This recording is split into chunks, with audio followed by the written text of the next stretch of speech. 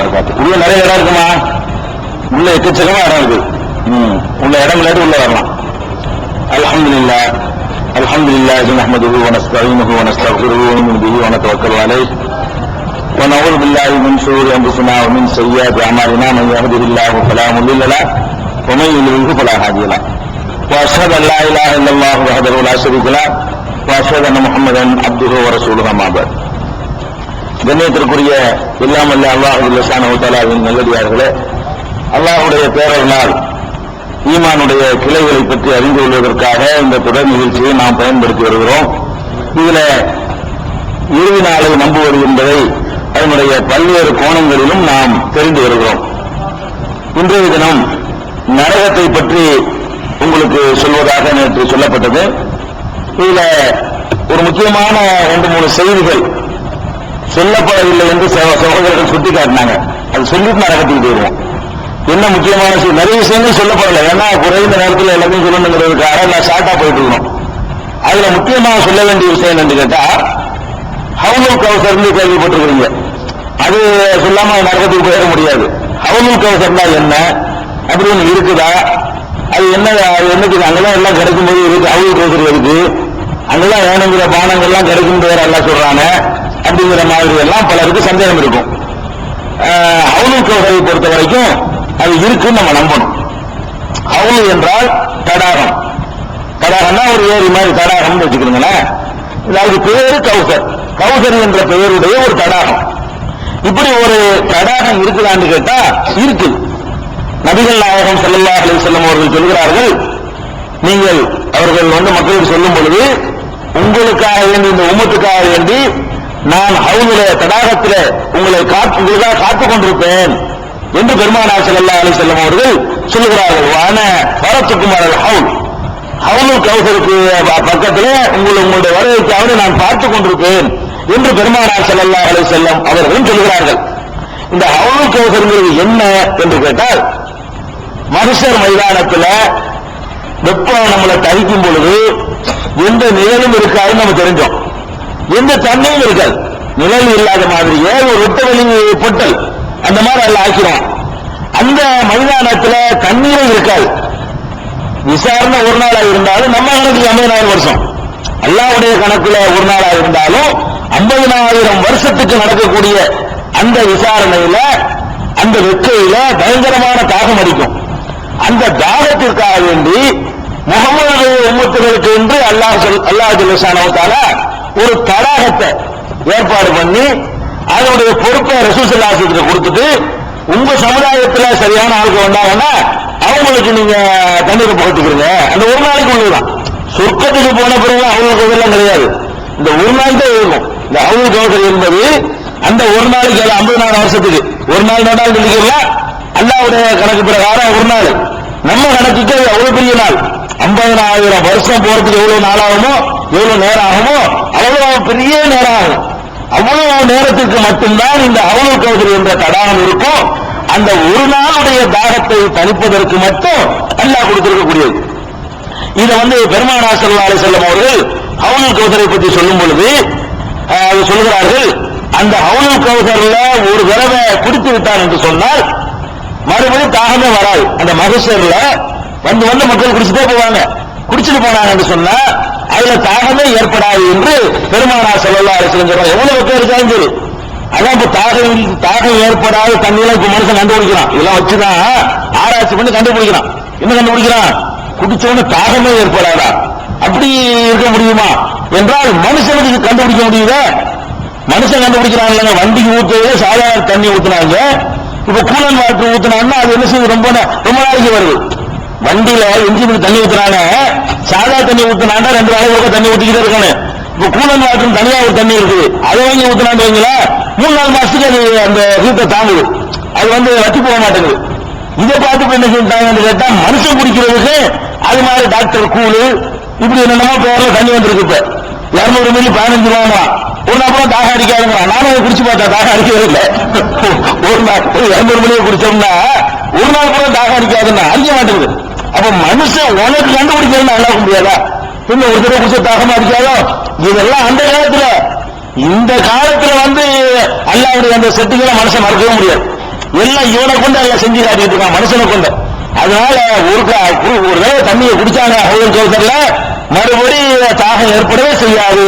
அந்த மாதிரியான ஒரு முறையில அந்த தண்ணி இருக்கும் என்று பெருமானார் ஸல்லல்லாஹு அலைஹி வஸல்லம் அவர்கள் சொல்றாங்க. புகாரியில 6585வது ஹதீஸ்ல இதை பார்க்கலாம். அது எப்படி இருக்கும்னு கேட்டா, அவருடைய தண்ணீரை பொறுத்த வரைக்கும் பொதுவா கண்ணாடி மாதிரில தண்ணி இருக்கும், அந்த தண்ணி கண்ணாடி மாதிரி இருக்காது. அது எப்படி இருக்கும்னா பாலை விட வெண்மையானதா இருக்கும். ஹவுலுல் கௌசர் தடாகத்தில் உள்ள தண்ணீர் அபியது மினல் லபனி, பாலை விட வெண்மையானதாக இருக்கும். அத்தியபு மின் ரீஹில் மிஸ்கி, கஸ்தூரியை விட நறுமணமிக்கதாக இருக்கும். வாசம் கஸ்தூரி வாசத்தை விட நல்ல வாசமாகவும் பால் போன்ற கலர்லையும் இருக்கும். சரி, அதுல போய்கிட்டு தண்ணி குடிக்கிறது தூள் நின்றா எத்தனை கோடி பேர் இந்த உம்மத்த முகமதியாக ஜாஸ்தியா இருப்போம். நம்ம எத்தனை ஆயிரம் பேருக்கு அதுல தண்ணி குடிக்க வேணும் என்று கேட்டால் அதுக்கு ரசூல் ஸல்லல்லாஹு அலைஹி வஸல்லம் சொல்றாங்க, நீங்க ஹவுலுல் கௌசர் என்னமோ நம்ம பள்ளியாசல்ல ஒரு ஹவுல் இருக்குமே அது மாதிரி நினைச்சுக்கிறாங்க. அது ஹவுலுல் கௌசரில் எப்படி எவ்வளவு பெரிய அளவு என்று கேட்டால், பெருமானார் ஸல்லல்லாஹு அலைஹி வஸல்லம் பல நேரங்களில் பல ஊர்களை உதாரணம் அடிச்சுடுறாங்க. ஒரு தடவை சொல்றாங்க, ஐலாங்கிற ஊருக்கும் சனாங்கிற ஊருக்கும் இடையில எவ்வளவு இடைவெளியோ அவ்வளவு இடைவெளிக்கு இருக்கும் அந்த ஹவுலு அப்படிங்கிறாங்க. இன்னொரு தடவை சொல்றாங்க, மதீனாவுக்கும் சனாவுக்கும் எவ்வளவு பெரிய இடைவெளியோ, அதாவது சென்னைக்கும் மதுரைக்கும் வச்சுக்கிறோம் அவ்வளவு தூரம். அது சென்னைக்கும் மதுரைக்கும் எவ்வளவு தூரம் இருக்குதோ அவ்வளவு தூரத்துக்கு ஒரு ஹவுல் இருந்தா எவ்வளவு இருந்தாலும் தாங்க வந்தது. எத்தனாயிரம் பேர் இருந்தாலும் என்ன செய்யலாம், ஒரு தடாகம் அவ்வளவு பெருமை அந்த பெருசாக்கிறான பூமியை பல மடங்கு பெருசாக்கிறான். அதை ஹவுல் சொல்ல இயலாது. பெரிய அணைக்கட்டு கூட இப்படி இருக்காது. கிருஷ்ணராஜசாகர் அணைக்கட்டுங்கிறான அது கூட இப்படி இருக்காது. அது எல்லாம் ஒரு பிரம்மாண்டமான ராட்சச அணைக்கட்டாக இருக்கும். அவ்வளவு பெரிய இடமா இருக்கிறதுனால அதுபோக அந்த தண்ணீரை அள்ளி குடிப்பதற்கு அருந்துவதற்காக வேண்டி அதுல உள்ள பாத்திரங்கள் இருக்க கூளை எவ்வளவு இருக்கும் கேட்டா நுஜுமி சமா, வானத்தினுடைய நட்சத்திரங்கள் எண்ணிக்கைக்கு அங்க வைக்கப்பட்டிருக்கும். ஆளாளுக்கு எடுத்து குடிக்க வேண்டியதான். அந்த எவ்வளவு கூட்டம் வந்தாலும் தாங்கும். அந்த ஒரு நாளைக்கு உம்மத்தே முகமதியாவுக்கு மட்டும்தான் அனுமதிக்கப்படும். வேற நபிமார்களுக்கு அவங்க பொறுப்புல எல்லாம் கொடுத்திருப்பான். அதுக்காக நீ அப்படி செஞ்சிட மாட்டான்ல. நமக்குள்ள ரசூல் ஸல்லல்லாஹு அலைஹி வஸல்லம் சொல்றாங்க, எனக்கு மட்டும்தான் இது மற்றவங்களுக்கு இல்லைங்கள. இந்த நபி இந்த உம்மத்துக்குரிய தண்ணீர் உள்ள ஏற்பாடுக்கு பொறுப்பு. அந்தந்த நபி அந்தந்த உம்மத்துக்கு எல்லாம் பொறுப்பாளர் ஆகியிருப்பான். இவங்களுக்கு கொடுக்குற அவங்களுக்கு பேர் கௌசர். அப்ப அந்த மாதிரியாக அந்த ஒரு நாளுக்கு நம்ம கஷ்டப்பட்டுக்கூடாது. அது ரொம்ப வேதனையா இருக்கும். நரகத்துக்கு போனாலும் வேதனையா தான் இருக்கும். அந்த கஷ்டப்படக்கூடாதுன்னு சொன்னா அதுக்காக எல்லாம் இதை பண்றான். அதுல அப்ப ரசூல் ஸல்லல்லாஹு அலைஹி வஸல்லம் சொல்றாங்க, ஒரு தடவை என்னுடைய உம்மத்து இல்லாம வேற யாரும் வந்தாங்கன்னு வைங்க, நான் கரெக்டா கண்டுபிடிச்சிருவேன். என்னுடைய உம்மத்தோட உள்ள அனுப்புவாங்க. அந்த ஹவுலுல் கௌசருக்குள்ள வரும்பொழுது அங்காக செக் பாயிண்ட்கள் இருக்கும். மலக்குகளை கொண்டால அனுப்பி வச்சிருப்பான். அதை தாண்டி வர இயலாது. நீங்க எப்படி எங்களை அடையாளம், எங்களை பார்த்ததே இல்லையே, எப்படி நீங்க அடையாளம் காணுவீங்க? சஹாபாக்கள் கேட்கிறாங்க, எங்களை வேணா நீங்க பார்த்திருப்பீங்க, எங்களுக்கு பிந்தி எவ்வளவு மக்கள் வருவாங்க, அவர்கள் எல்லாம் நீங்கள் பார்த்தது இல்லையே, எப்படி நீங்க கரெக்டா நம்ம உமக்கு அடையாளம் இடத்துல எழுதி விட்டுருக்கு, எப்படி நீங்க கண்டுபிடிப்பீங்க என்று கேட்கும் பொழுது நபிகள் நாயகம் ஸல்லல்லாஹு அலைஹி வஸல்லம் சொல்றாங்க, அடையாளம் இருக்கும். நீங்க அடையாளம் என்ன நினைச்சிட்டு இருக்கீங்க? அடையாளம் இருக்கும். என்ன அடையாளம் இருக்கும்?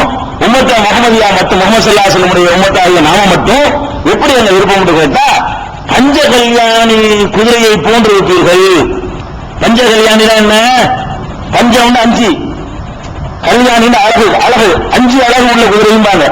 பஞ்ச கல்யாணி குதிரை எதுக்கு சொல்லுவாங்க கேட்டா, 4 காலும் வெள்ளையா இருக்கும், முகமும் வெள்ளையா இருக்கும், உடம்பு கூட வேற கலரா இருக்கும். அதான் பஞ்ச கல்யாணிங்கிறது. 5 அழகு இருக்கு. கருப்பா இருக்கிற குதிரையில 4 கால் வெள்ளை, முகமும் வெள்ளையா இருக்குன்னு வைங்க, அது ஒரு தனி கவர்ச்சியா இருக்கும், தனி அழகா இருக்கும்.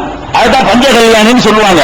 பெருமானார் ஸல்லல்லாஹு அலைஹி வஸல்லம் சொல்றாங்க, நீங்கள் ஒழு செய்கிற இந்த தன்மை வேற உம்மத்து கிடையாது. தொழுகையெல்லாம் இருந்தது.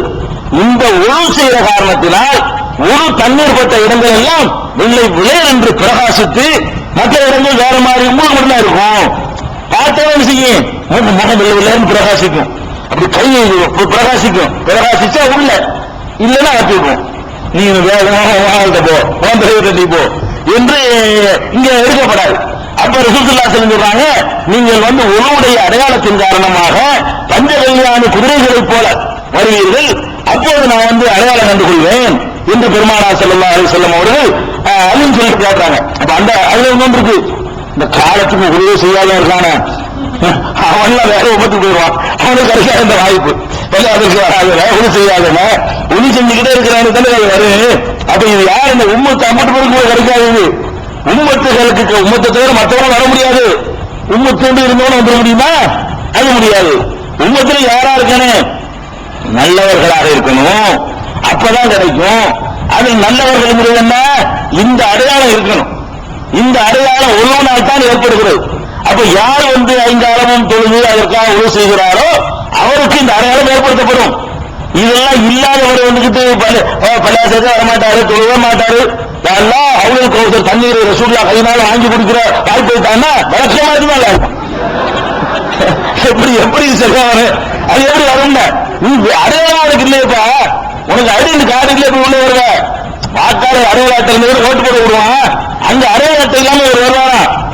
மனுஷனே விட மாட்டேங்கிறான். அடையாள அட்டை இல்லைன்னா ஓட்டு போட உள்ள விட மாட்டேங்கிறான் மனுஷன். நீ 1000 சொன்னாலும் பக்கத்து வீட்டுக்காரன் சாட்சி சொன்னாலும் அங்க உள்ள அதிகாரியே சொல்லிட்டு இருக்கிறாரு அதுக்கு அட்டை எங்க கேட்கணும் இல்லையா? நீ என்னதான் இருந்தாலும் இந்த ஓட்டு போடுற அதிகாரிக்கு மருமகனா இருந்தாலும் மாமாவா இருந்தாலும் அட்டை எடுக்க விட மாட்டான். அட்டையை கொண்டான்னு கேட்பான். அப்ப மனுஷனே உதவியா இருக்கும்போது எல்லாம் உடம்புலயே நிரந்தரமாக அட்டையை வச்சிருக்கணும். நீ அந்த அடையாளம் இல்லாம வந்துட்டு நடக்குமா? இதெல்லாம் சில பேர் நினைச்சிட்டு இருக்கிறாங்க, நம்ம பொழுது சரியா வந்துரு கணக்கு ஒரு பாடெல்லாம் செய்ய வேண்டியது இல்ல, அப்படியே ரசூலுல்லாஹ் அதனால தண்ணி அள்ளி தருவாங்க. அதெல்லாம் நடக்காது, ஒரு கால் நடக்காது. அப்ப இந்த தண்ணி இந்த மகசூர்ல தாகம் அடிக்காமல் இருக்க நீங்கள் ஆசைப்பட்டால் 5 கால தொழுகைகளை பேணி நடந்தால் மாற்ற முடியும். இல்லைன்னா இது இல்லை. தாகத்தில் 50,000 வருஷத்துக்கு சாக வேண்டியதான். 50,000 வருஷத்தினுடைய தாகத்தை சமாளிச்சாக முடியாது. அதை ஞாபகத்தில் வச்சுக்கணும். அது மாத்திரம் இல்லாம அடையாளமா இருக்கும். அடையாளம் இருக்கிறவர்கள் கொஞ்சம் பேர் வச்சு விரட்டடிக்க போடுவாங்க. அடையாளமா இருக்கும். பார்த்தா பஞ்சகல்யாணி மாதிரி வருவாரு. வந்தால் அவர்களையும் சில பேர் மலக்குகளால் விரட்டப்படுவார்கள். ரசூல் ஸல்லல்லாஹு அலைஹி வஸல்லம் அடையாளம் தான் தெரியும். கருத்து அடையாளம் இருக்கு, விரட்டுறவர காடு வச்சிருக்கவங்க எதுக்கு விரட்ட அப்படிங்கிற மாதிரி ரசூல் ஸல்லல்லாஹு அலைஹி வஸல்லம் மலக்கிட்ட கேட்பாங்க. அப்ப சொல்லப்படும், யா முஹம்மத் லா தத்ரி மா ஆதது பாதக், உனக்கு பிறகு இவர்கள் என்ன செய்தார்கள் என்று உனக்கு தெரியாது. புதிதாக என்ன உண்டாக்கினார்கள் என்று தெரியாது. அப்ப யார் மார்க்கத்தில் புதுசா உண்டாக்கினார்களோ அவர்களும் தடுக்கப்படுவார்கள். ரசூல் ஸல்லல்லாஹு அலைஹி வஸல்லம் புதுசா உண்டாக்கணும் உங்களுக்கு தெரியாது, அதனால கூப்பிடுவாங்க அஸ்ஹாபிம்பாங்க. ஆனால் மலக்குகளுக்கு தெரியும், அல்ல அறிவிச்சு கொடுத்திருப்பான் நிறுத்த வந்தார்கள். அவங்க பஞ்சகல்யாணியா இருந்தாலும் சரி அவர்களுக்கு இடம் கிடையாது, அவங்களுக்கு ஒருத்தருக்குள்ள வரக்கூடாது. இதுதான் அந்த ஜட்ஜ்மெண்ட்ல எதிர்க்கும். அப்ப யாரெல்லாம் பிதஅத் செய்கிறார்களோ, பெருமானார் ஸல்லல்லாஹு அலைஹி வஸல்லம் காலத்தில் இல்லாத வணக்க வழிபாடுகளை யார் உண்டாக்கி வைத்திருக்கிறார்களோ செய்கிறார்களோ அவர்களுக்கு ஹவுலுல் கௌஸரில் இடமில்லை. 3 பேர் தான் ரசூலுல்லாஹ் செஞ்சாங்களா? இல்ல, புதுசா உண்டானது தடுக்கப்படுவார்கள். கட்டம், பாத்தியா, தாயத்து, தட்டு, தகடு ரசூலுல்லாஹ் செஞ்சாங்களா? இதெல்லாம் வியாபாரத்துக்காக பின்னாடி உள்ளவர்கள் செஞ்சது. இவர்கள் அங்க வந்தால் தடுக்கப்படும். உண்டாக்கினவர்கள் தடுக்கப்படுவார்கள், அதை நம்பியவர்களும் தடுக்கப்படுவார்கள். அதே மாதிரி எவ்வளவு விளையாட்டுகள், மேராஜ், நோன்பு, பராத், இரவுண்டு மார்க்கத்தில் இல்லாத ஒன்று மீளாத விழாக்கள், இதெல்லாம் இல்லாததெல்லாம் மார்க்கம் நம்மளா உண்டாக்கி எதையாவது பண்ணணும் வைங்க. புதுசா உண்டாக்கணும் 50 பேருக்கும் தடையங்க. அல்லாஹ் சொன்னதை செய்யணும், அல்லாஹ்வுடைய ரசூல் சொன்னதை செய்யணும். அது இல்லாம அசர்ல சொன்னாரு, ஊர்ல சொன்னாங்க, அவங்க சொன்னாங்கன்னு செஞ்சா முடிச்சு அவர்களும் தடுக்கப்படுவார்கள். தொழுகை இல்லாதவர்களும் தடுக்கப்படுவார்கள், விதத்துகள் செய்தவர்களும் தடுக்கப்படுவார்கள். அந்த மாதிரியான ஒரு ஹவுலுல் கௌசர் தடாகம் இருக்கிறது. இது அல்லாஹ் சூரத்துல் கௌசர் என்று ஒரு சூறாவில் இன்னா ஆத்தைனாக்கல் கௌசர், உமக்கு கௌசரை நாம் தந்திருக்கிறோம். அது ஒரு பெரிய பாக்கியமா அல்லாஹ் சொல்லி காட்டுறான். கௌசரை தந்திருக்கிறோம். சல்லி ரப்பிக்க வல்லார், எனவே உமது இறைவனை தொழுது அவனுக்கு அடுத்து பலியிடுகிறார் என்று அல்லாஹ் அதை ஒரு பாக்கியமா சொல்லி காட்டுறான். இந்த ஹவுலுல் கௌசரை பற்றிய ஹதீஸ்களை நீங்கள் தெரிந்து கொள்ள விரும்பினால் 4042 பார்க்கலாம். சொன்ன 50 விஷயத்துக்கு சேர்த்து 4000 தடுக்கப்படுறது, அந்த பஞ்சகல்யாணிக்குள்ள எல்லாத்தையுமே சேர்த்து பார்த்துக்கணும். 4042, 6585, 6579, 6580, 364, 6592 ஆகிய புகாரில ஆகிய ஹதீசுகளில் இந்த விவரங்களை நீங்கள் பார்த்துக் கொள்ளலாம். இது சொர்க்கத்தை மகசரை பற்றி நேற்று சொல்லுவதற்கு விடுபட்டு விட்ட ஒரு முக்கியமான விஷயம். அடுத்தது சின்ன குழந்தைகள் உங்களுக்கு சொல்லி தந்திருப்பாங்க. என்ன சொல்லியிருப்பாங்கன்னா, அந்த மகசர் மைதானத்துல லிவாவுல் ஹம்துன்னு ஒரு கொடி இருக்கும், அதை ரசூலுல்லாஹ் பிடிச்சிருப்பாங்க. அந்த கொடியில பெரிய நிழல் இருக்கும். அதுல நாங்கெல்லாம் சின்ன பிள்ளைகள் என்ன செய்வோம்? துஆ செய்வோம். எப்படி செய்வோம்? யா அல்லாஹ் லிவாவுல் ஹம்து கொடிநிலையில் எங்களை எல்லாம் தங்க வைப்பாயாக அப்படி எல்லாம் வந்து கேட்க சொல்லுவாங்க. அது பாட்டுனா ஃபீ ஹுப்பி சய்யிதினா முஹம்மது பாட்டு எழுதி அதுல இந்த மாதிரியான லிவாவுல் ஹம்து எல்லாமே வரும். இதெல்லாம் உட்கார்ந்து என்ன செய்வோம்? அந்த காலத்துல நாங்கெல்லாம் படிச்சிருக்கிறோம். லிவாவுல் ஹம்துன்னு ஒண்ணு இருக்குது. லிவாவுல் ஹம்து, லிவாவுன்னா கொடி, ஹம்துன்னா புகழ், புகழ் கொடி. இப்படி இருக்கலான்னு பார்த்தோம்னா நான் ஏற்கனவே உங்களுக்கு 2 நாளைக்கு முன்னாடி சொல்லியிருக்கிறேன் ஒரு ஹதீஸ், சஹீஹ் புகாரில உள்ளது, முஸ்லிம்ல உள்ளது. அரசுடைய நிழலை தவிர வேறு எந்த நிழலும் அங்க இருக்காது. லிவாவுல் ஹம்து நிழல்லாம் இருக்காது. அங்க இருக்கிற ஒரே நிழல் எது? அரசுடைய நிழல் மட்டும்தான் மஹ்ஷர்ல இருக்கும். சொர்க்கத்துக்கு போன பிறகு வேற நிழல்கள்லாம் இருக்கும். விசாரிக்கிற மைதானத்தில் வெட்ட வழியில் என்ன இருக்காது? அரிசி நிழலை தவிர வேற எந்த நிழலும் இருக்காது என்று பெருமானார் ஸல்லல்லாஹு அலைஹி வஸல்லம் என்பது ஆதாரப்பூர்வமான செய்தி. இதுக்கு எதிராக ஒரு சில பலவீனமான ஹதீசுகள்ல, திருமதியில, இப்னு மாஜாவுல, அஹ்மதுல இடம்பெற்றிருக்கக்கூடிய சில ஹதீசுகள்ல என் கையில் லிவாவுல் ஹம்து இருக்கும், புகழ் கொடி இருக்கும், ஹம்துனா புகழ், லிவானா கொடி என்று சொல்லப்பட்டிருக்கிறது. ஆனால் இதுல வந்து அலி இப்னு ஸைத் என்ற பலவீனமான ஒருத்தர் அறிவிக்கிறார். இரண்டாவது ஆதாரப்பூர்வமான ஹதீசுகளுக்கு மாற்றமா இருக்கு. வேற நிலையில இருக்காதுன்னு சொல்லி ஆதாரப்பூர்வமான ஹதீஸ் இருக்க, அதுக்கு மாற்றமா இருக்குது. அந்த ஹதீஸ்ல கூட புகழ் கொடியின் கையில் இருக்குன்னு சொன்னாங்களே தவிர அதுல பிரம்மாண்டமா நிலை இருக்குன்னு சொல்லல. அந்த பலவீனமான ஹதீஸ்ல கூட இவர்கள் சொல்வதற்கான பாயிண்ட் ஒண்ணுமே இல்லை. இதை நீங்க விளைவிக்கணும். லிவாவுல் ஹம்துன்னா ஒரு கொடி தான் கிடையாது. என்ன இருக்குது? ஒன்னே ஒண்ணு இருக்குது. பெருமானார் ஸல்லல்லாஹு அலைஹி வஸல்லம் அவர்களுக்கு வந்து இது சொன்ன உடனே சில பேர் நபிமார்களுக்கு பாரபட்சம் காட்டக்கூடாது, அது ரசூலுல்லாஹ்வுக்கு மட்டும் கூடுதலான முக்கியத்துவம், அது குர்ஆனுக்கு மாற்றமா இருக்குது என்றெல்லாம் சில பேர் அறிவினர்கள் வந்து பேசுவாங்க. இதெல்லாம் குர்ஆனுக்கு மாற்றம் கிடையாது. ஏன் கிடையாதுன்னு கேட்டா, அல்லாஹ் ரப்பல் ஆலமீன் மறுமையில எழுப்புறத சொல்லும் பொழுது அஸா அன் யபஅஸக ரப்புக மகாமம் மஹ்மூதா, உன்னை மஹ்மூதான புகழத்தக்க ஒரு அந்தஸ்தில் உன்னை எழுப்புவான், அல்லாஹ் எழுப்புவான். வேற யாருக்கு சொல்லல. அந்த எழுப்பும் போது அன்றைக்கு தனி கிரேடு உனக்கு தருவேன் அல்லாஹ் சொல்றான் குர்ஆன்ல. அஸா ரப்புக அன் யபஅஸக மகாம மஹ்மூதா, மகாமே மஹ்மூதுல புகழப்பட்ட ஒரு அந்தஸ்தில உன்னை நான் எழுப்புவேன், உங்களுடைய இறைவன் எழுப்புவான் என்று குர்ஆன்ல அல்லாஹ் சொல்றான். அதுக்கு தான் விளக்கம் அவ்வளவுதான். அது என்ன அவ்வளவு கோசரு, அது என்ன இவருக்கு என்ன சிபாரிசு பண்றது என்றெல்லாம் யாரும் கேட்க இயலாது. ஏன் இயலாது? குர்ஆன் எப்படி சொல்லுது? நாம கூட துஆ செய்யும்போது என்ன சொல்றோம்? பாங்க துஆவுல அல்லாஹும்ம இறைவா ரப்ப ஹாலிஹி தாவத்தி தாம்மா, பரிபூர்ணமான இந்த பிரார்த்தனையுடைய சொந்தக்காரன, வஸலாத்துல் காயிமா, நிலையான தொழுகைக்கு உரிமையாளன, ஆத்தி முஹம்மதுல் வசீலா, முஹம்மது ஸல்லல்லாஹு அலைஹி வஸல்லம் அவர்களுக்கு வசீலா என்ற பதவியை கொடு, மகன் மேல கிடைக்கிறது வசீலா சொல்லிட்டு ஒவ்வொரு அசுகு மகாமன் மஹமூதன் அல்லது வாத்தகு, நீ வாக்களித்தாயே அந்த மகாமே மஹமூதுல அவரை எழுப்பு. நம்ம கேட்கிறோம், நம்மளும் கேட்கிறோம், என்னட்டு கேட்கிறோம்? நீ வாக்களித்திருக்கிறாய், உண்மை புகழத்தக்க ஒரு அந்தஸ்தில எழுப்புவோம் என்று சொல்லி இருக்கிறாயே, அந்த வாக்குப்படி எங்கள் முஹம்மது ஸல்லல்லாஹு அலைஹி வஸல்லம் மகாம மஹமூதுல அல்லாஹ் எழுப்பு. மகாம மஹமூதுனா புகழத்தக்க ஒரு அந்தஸ்து, மகாம்னா அந்தஸ்து, மரியாதை. மஹமூதுனா புகழத்தக்க, மற்றவங்களுக்கு கிடைக்காத ஒரு சிறப்பு தகுதியோடு எழுப்பல்ல நீ தான் சொல்லி இருக்கிற. அதனால கேட்கிறோம். யாரையும் எழுப்ப மாட்டேன்னு சொல்ல கேட்க போறது இல்லை. நம்ம இவருக்கு மட்டும் கூட கேட்க முடியாது. நீங்க சொல்லிட்டதுனால அதை கொடுத்துட்டு நம்ம கேட்கிறோம். அதனால பெருமானார் ஸல்லல்லாஹு அலைஹி வஸல்லம் அவர்கள் அந்த மஹ்ஷர்ல சிறப்பு தகுதி பெறுவார்கள் என்பது குர்ஆனுக்கு மாற்றம் கிடையாது. நபிமார்களுக்கு மத்தியில் உள்ள பாரபட்சம் கிடையாது. அல்லாஹ் எந்த சிறப்பை கொடுத்திருக்கிறானோ அதை ஒத்துக்கொள்வது வந்து நபிமார்களுக்கு பாரபட்சம் கிடையாது. அல்லாஹ் கொடுக்காத ஒன்றை நம்ம சொல்வதுதான் பாரபட்சம். அதனால அல்லாஹ்வே முஹம்மது ஸல்லல்லாஹு அலைஹி வஸல்லம் அவர்களுக்கு அந்த சிறப்பு தகுதி இருக்குன்னு சொல்லி காட்டுறான். அதனால அது ஒரு விஷயம் இல்லை. லிவாவுல் ஹம்து கிடையாது, அவனும் கௌசர் இருக்குங்கிறத விளங்கிக் கொள்ள வேண்டும். இப்ப நரகத்துக்கு சொல்லுவோம். நரகத்தை பொறுத்த வரைக்கும் இந்த விசாரணை எல்லாம் முடிந்த பிறகு, அந்த மனுஷர்களுடைய பிரச்சனை, அந்த கடினம் எல்லாம் முடிந்த பிறகு நரகத்துக்கு போறாங்க, மக்களை கொண்டு செல்லப்படும். இந்த நரகத்துக்கு போறதை எங்க இருந்து ஆரம்பிப்போம் கேட்டா, இந்த மக்கள் தொகையில எவ்வளவு சதவீதம் பேரு வந்து நரகத்துக்கு போவாங்க, மக்கள் தொகையில எவ்வளவு பேர் நரகத்துக்கு போவாங்க அப்படின்னா எவ்வளவு பேர் இருக்குன்னு நினைச்சிருக்கணும். ஒரு எத்தனை % இருக்கும்? 70%. 70% நரகத்துக்கு போவாங்கன்னு சொல்லிட்டாரு. சரி, நபிகள் நாயகம் ஸல்லல்லாஹு அலைஹி வஸல்லம் என்ன சொல்றாங்கன்னு கேட்டா, மஹ்ஷர் விசாரணை முடிஞ்ச உடனே நம்ம வாப்பாவை எல்லாம் கூப்பிடுவோம். பாப்பா ஆதம் அலைஹிஸ்ஸலாத்தை அவங்க அப்படி பேருக்கு பாப்பா அப்பாவை கூப்பிட்டு இங்க வாங்க, நரகத்துக்கு போற ஆளையெல்லாம் கூட்டிட்டு போங்க. ஆதம் அலைஹிஸ்ஸலாத்துல முதல்ல நினைச்சோம், அல்ல பிரிச்சு கூட்டிட்டு போங்க, உங்க பிள்ளைகளான நரகத்துக்கு கூட்டிட்டு போய் பரக்கத்தை விட்டுட்டு வாங்க அப்படின்னு நல்லா சொல்லுவான். நரகத்துக்கு போற ஆள் கிடையலாம். அது அவர் கேட்பாரு, நரகத்துக்கு போற ஆள்கிட்ட கிராம பேரை கூட்டிட்டு போவ என்ன கணக்கு ஏற்கனவே தெரியும் பாரு. அவர் அப்ப அல்லாஹ் சொல்லுவான், அதாவது ஒவ்வொரு 1000 பேர்ல 999 பேர் குடிக்கணும்.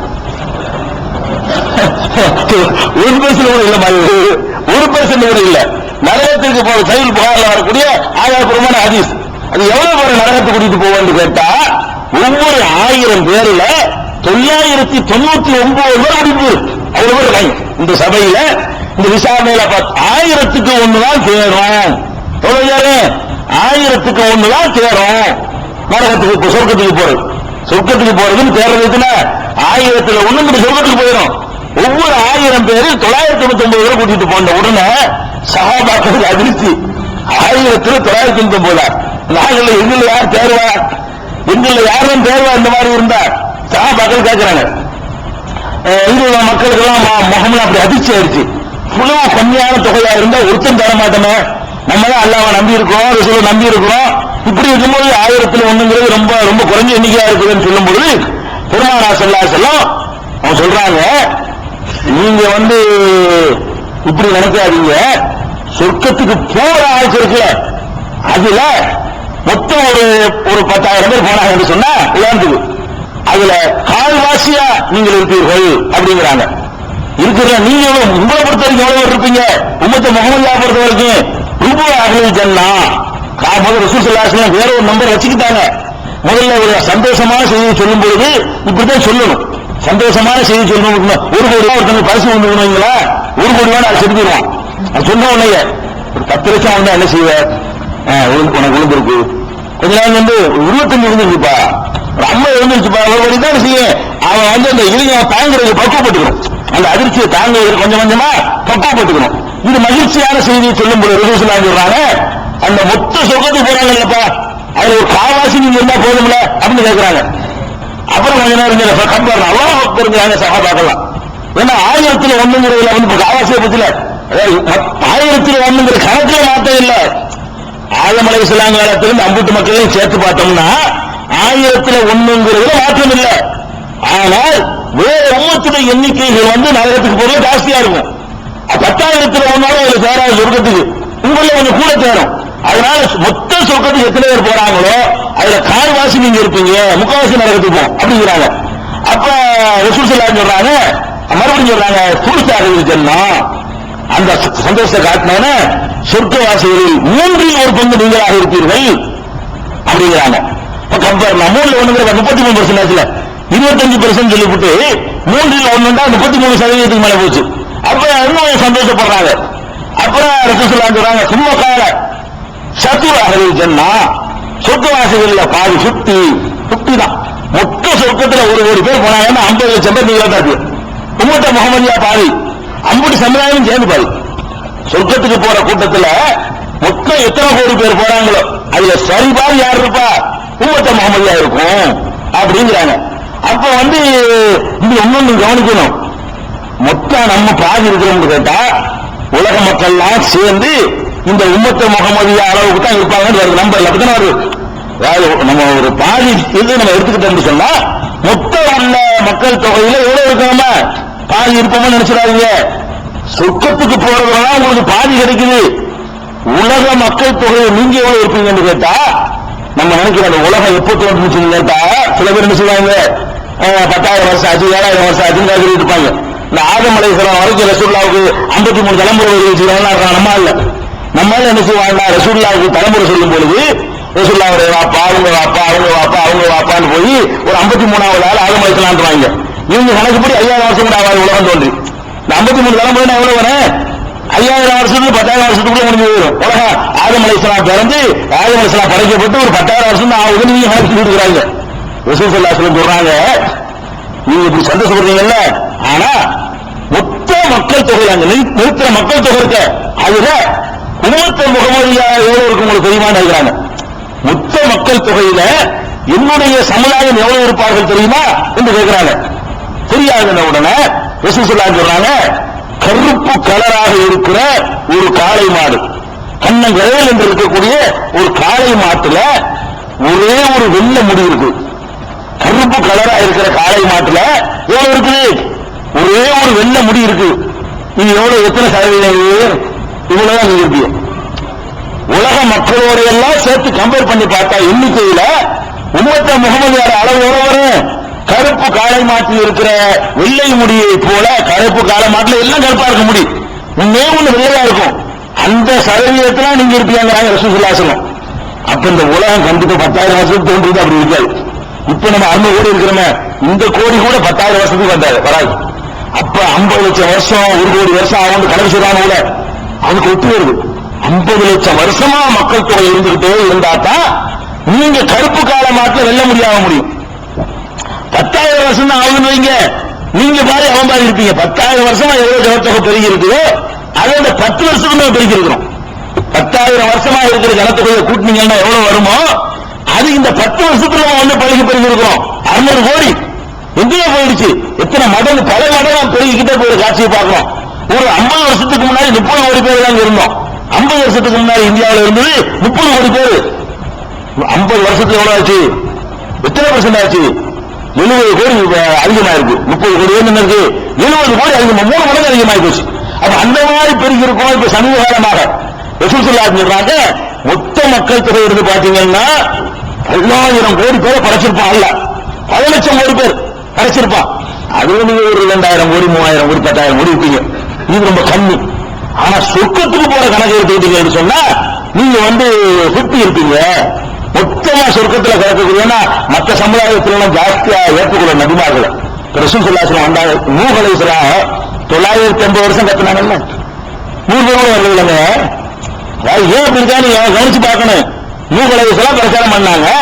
950 வருஷம் பிரச்சாரம் பண்ணி 100 பேரை சொன்னாங்க. 900 வருஷத்துக்கு ஒரு ஆள் வந்தா கூட ஒரு 950 பேர் வரணும். 950 வருஷம் வாழ்ந்திருக்காரு உலகத்துல. ஒரு வருஷத்துக்கு ஒரு ஆள் வந்திருந்தா கூட 950 அந்த நம்பர் கூட வரல. முகமது ஸல்லல்லாஹு அலைஹி வஸல்லம் 23 வருஷத்துல எத்தனை ஆயிரம் பேர்? இந்த காலத்துல விட்டுருவோம். அவன் வாழ்ந்த காலத்திலேயே எவ்வளவு சாம்ராஜ்யம். அப்ப முகமது ஸல்லல்லாஹு அலைஹி வஸல்லத்துக்கு தான் இப்படி பெரிய வெற்றியை கொடுத்தான். மற்றவங்க எல்லாம் நபிமார்களை கொன்றாங்க, இல்லைன்னா நபிமார்கள் துஆ செஞ்சு அழிச்சாங்க. 2 நடந்துச்சு. ஒண்ணு அந்த நபியை கொலை பண்ணிவிட்டாங்க, ஒரு வேலை வரல. இன்னொன்னு என்ன, நபிமார்களுக்கு வரலன்னு பொறுக்க முடியாம போய் யாரெல்லாம் அழிச்சு நாசமாக்கு. சாலிஹ் நபி கூட்டம் அழிக்கப்பட்டுச்சு, ஹூத் நபி கூட்டம் அழிக்கப்பட்டுச்சு. அதே மாதிரி நூஹ் நபியுடைய கூட்டம் அழிக்கப்பட்டுச்சு. யூனுஸ் நபியுடைய கூட்டம் அழிக்கப்பட போயிட்டு அல்லாஹ்வுடைய குதிரத்துல அது தப்பிச்சு வந்துச்சு.